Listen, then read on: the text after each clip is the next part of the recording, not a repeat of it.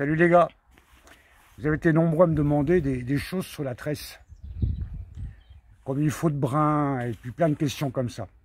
Alors là je suis occupé, je suis en train d'enrouler, me préparer à la truite. Je vais laisser notre spécialiste Pierre Leglon vous parler de la tresse. À toi Pierre. Bonjour Dani. Bon, eh bien, nous voilà partis encore pour une nouvelle vidéo. Donc cette fois, tu m'as demandé de parler des tresses. Donc, bien entendu, pas de souci, hein. Je veux bien rendre ce service à toi, mais aussi à tous les gens qui vont soit se lancer en pêche, soit qui pêchent déjà, qui demandent des informations. Et ça, c'est cool parce que c'est vrai que quand on a des connaissances, l'idéal c'est de les partager, sinon ça sert à rien de connaître des choses. Donc voilà, donc je me représente, je m'appelle Pierre, je suis un ancien détaillant d'articles de pêche. J'ai bossé avec toutes les grandes marques et pour m'instruire, hein, j'ai fait comme tout le monde, j'ai fait des stages plus ou moins longs. Et puis j'ai continué de m'instruire tout seul dans mon coin en cherchant des infos, en parlant avec les commerciaux et puis tout ça uniquement pour aider les gens, c'est pas simple, hein. Il faut gérer le temps, il faut gérer tout ça, mais on y arrive quand on aime ça et qu'on prend un minimum de temps. Donc voilà, aujourd'hui je vais vous parler des stress, nos fameux stress qui sont relativement onéreuses pour certaines, mais vous allez voir qu'il y a vraiment des différences. On va commencer par la 4 brins. Donc déjà, une tresse en 4 brins, comme son nom l'indique, elle est fabriquée à base de 4 fibres qui sont serrées, enroulées les unes contre les autres. Donc bien souvent, elles sont relativement rugueuses, plus ou moins rondes. Elles facilitent pas les longs lancers et du fait de leur aspérité justement. Par contre, elles sont peu onéreuses et là pour le coup, pour débuter, c'est très bien. Pour débuter ou pas, hein, si effectivement des gens n'ont pas forcément des moyens pour acheter des tresses de haut de gamme, on s'en sort très bien avec 4 brins, hein. Au début c'est sorti les 4 brins, ça a été miraculeux, on a tous pêché avec ça, c'était fabuleux. Mais oui, effectivement, si après vous montez en gamme, on redescend plus en gamme, hein, il faut dire ce qui est malheureusement. Donc voilà, ça c'était la 4 brins. Maintenant on a la 8 brins. Alors les prix flambent énormément, mais la qualité commence à se ressentir dans le toucher de cette dernière. Justement, le tissage est plus serré, le tissage est beaucoup plus rond, l'aspect au toucher est soyeux, les distances de lancer sont améliorées, la résistance à la traction et à l'abrasion sont supérieures aussi. Tout simplement parce que vous avez le nombre de brins qui est beaucoup plus élevé. Et vous trouvez justement un enduit sur certaines tresses en 8 brins. Maintenant, on va prendre la Daiwa, la Tournament Evo. Elle est enduite d'un espèce de silicone. Et ça la rend très soyeuse et les distances de lancer sont réellement supérieures. Et puis maintenant, vous avez les 9 brins. Donc les 9 brins, il n'y en a pas encore beaucoup. Là, moi j'en ai une pour le Big Bait. C'est une Berkeley. La X9 de mémoire. C'est une très bonne tresse. En fait, vous avez un brin central et vous avez 8 brins qui sont tissés autour. Et ça vous donne une tresse qui est bien ronde. Et les brins sont très serrés. Donc du coup, il n'y a pas de pénétration d'eau ou très peu dedans. Donc les distances sont toujours pareil, hein, distance de lancer améliorée, pénétration de rouleau améliorée, ressenti à la touche amélioré et tutti quanti. Et là, le sujet qui fâche, la 12 brins, la fameuse 12 brins. Donc là, vous avez une tresse qui est exceptionnelle. À une condition, c'est que vous ayez des marques. Il faut dire ce qu'il y a. Hein. Vous avez la Daiwa, la Moretane, qui est une tresse pour moi qui est exceptionnelle. C'est une des plus chères. Maintenant, pour ceux qui l'ont déjà testé, vous avez une glisse qui est exceptionnelle. Vous avez ça file dans les anneaux, vous n'avez pas de bruit, ça siffle pas, c'est pas rugueux, c'est enduit, c'est serré, c'est le top du top.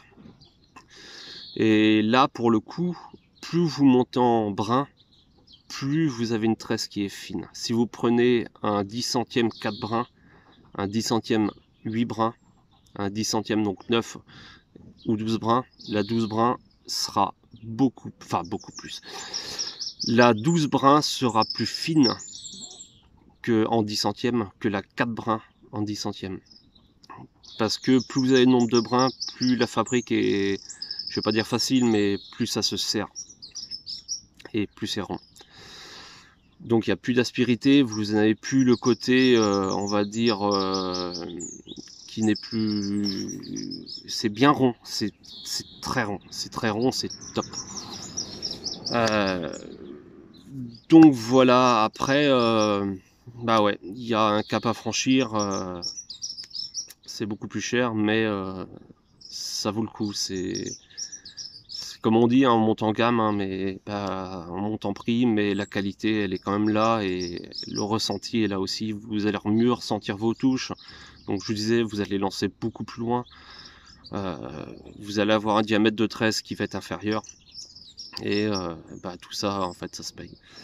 Après, on peut parler aussi des couleurs de tresse. Pour le jigging, par exemple, c'est là que vous avez des tresses multicolores qui sont... tous les 5, 10 mètres, 15 mètres, 20 mètres pour certaines, qui changent de couleur. C'est bien pour pêcher dans les grandes profondeurs. Après, les coloris des tresses que vous utilisez du bord ou en bateau ou en kayak pour pêcher à la volée, pour pêcher au leurre soupe, pour pêcher à tout ça, sincèrement on s'en moque. En théorie vous avez tous un bas de ligne. Donc effectivement le bas de ligne lui compense ce coloris visuel. Qui est fait à l'origine pour nous aider à voir le déplacement de nos tresses et là où se trouve notre leurre. Donc après, si vous avez un BDL, on s'en moque des couleurs de tresse. Si vous voulez être effectivement très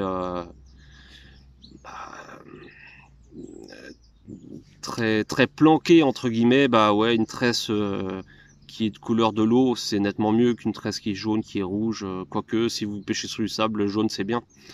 Ça sond beaucoup plus facilement dans la masse qu'une bleue. Donc voilà, écoutez, après, s'il y a une chose qui est importante en fin de saison, videz vos moulinets de tresse. Bon, déjà une tresse ça se rince, mais videz vos moulinets, vous les trempez. Une goutte de savon c'est bien.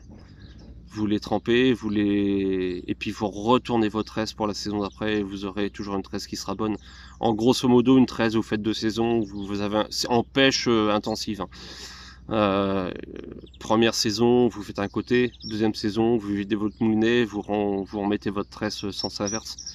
Comme ça, quelque part, vous économisez un petit peu d'argent. Il n'y a pas, voilà, c'est aussi, c'est quand même pas négligeable. Donc voilà, écoutez, j'espère que ça va vous servir.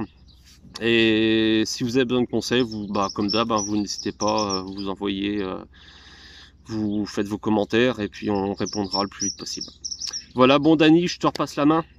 C'est une vidéo qui est relativement courte, mais bon, je peux pas non plus m'éterniser énormément parce que je vais pas vous donner des marques, je vais pas vous donner tout ça parce que chacun il voit aussi de son côté budget, et le budget je pense que c'est un point très important pour beaucoup d'entre nous. Donc moi je vous donne juste les bases. Après si vous avez des questions, si vous avez besoin de conseils supplémentaires, de marques de référence, de marques qui donnent de la qualité, vous n'hésitez pas, vous nous posez les questions. Bon Dany, je te rends la main. Et puis je vous souhaite une très bonne journée. Et puis la saison de la pêche va bientôt arriver, donc je pense que ça démange un petit peu tout le monde, ça gratouille.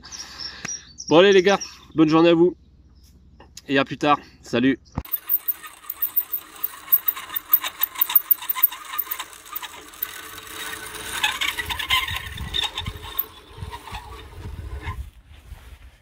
Merci beaucoup Pierre, j'espère que ça va répondre aux questions que les gens attendaient. Alors je vous prépare des petites surprises les gars là. Dans les jours qui viennent, il y a une vidéo qui va sortir, je vous dis rien de plus. Soyez à l'écoute et soyez attentifs. Abonnez-vous, activez la petite cloche pour être prévenu dès que ça va arriver. Commentez, likez, posez-nous des questions, avec Pierre on va vous répondre. Et puis je vous dis à très bientôt.